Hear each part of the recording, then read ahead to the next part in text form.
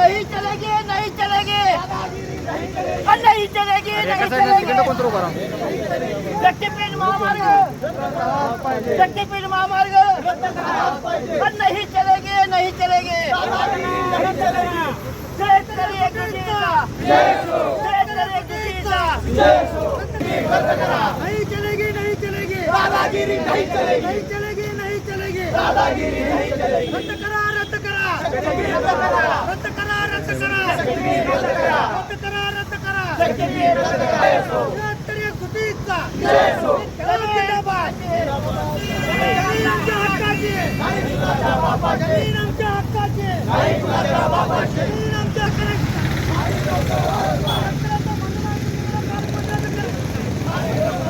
पालकमंत्री हाय हाय, मुख्यमंत्री हाय हाय, राज्य सरकार हाय हाय, शेतकऱ्यावर शक्तिपीठ लादणाऱ्या राज्य सरकारचं करायचं काय?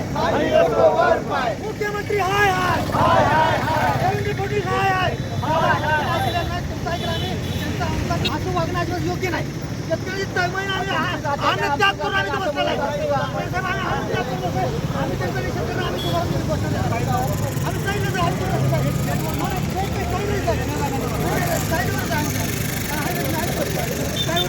शेतकरी एकजुटीचा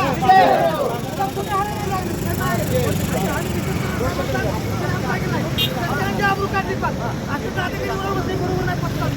आम्ही चांगलं काय करतो, आम्ही साईडला जायचं साहेब, आम्हाला नेऊन टाकाल नाही। आम्हाला तर आम्ही अन्न त्याग केला, आम्ही मरायचं आहे, आम्ही अन्न त्याग सोडणार नाही आजपासून। साहेब आम्ही तुमची मान्य केलेली आहे।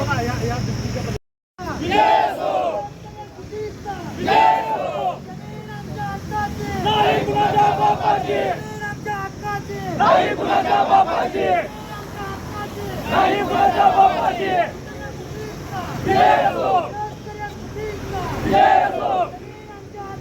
नाही कुणाच्या बापाची, नाही कुणाच्या बापाची। नाही चलेगी, नाही चलेगी, नाही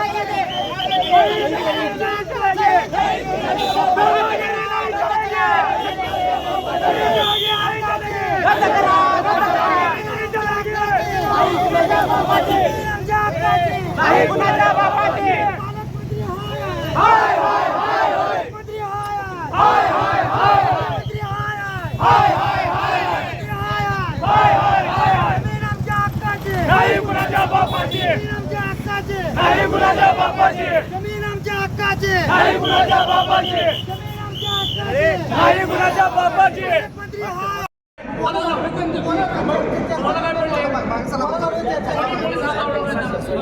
मी समर्थ की पण सोडून देऊन एकत्र आज काल आले मला नको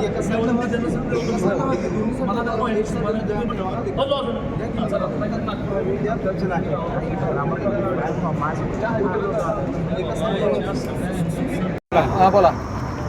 शक्तिपीठ महामार्ग रद्द झाला पाहिजे म्हणून गेली वर्षभर झालं हा सर्व सांगली जिल्ह्यातील बाधित शेतकरी टाहू फोडून सांगतोय। अनेक वेळेला त्यांना हजारो शेतकऱ्यांचा मोर्चा काढून ह्या सांगली जिल्हाधिकारी कार्यालयावरती निषेध दर्शवण्यात आलेला आहे।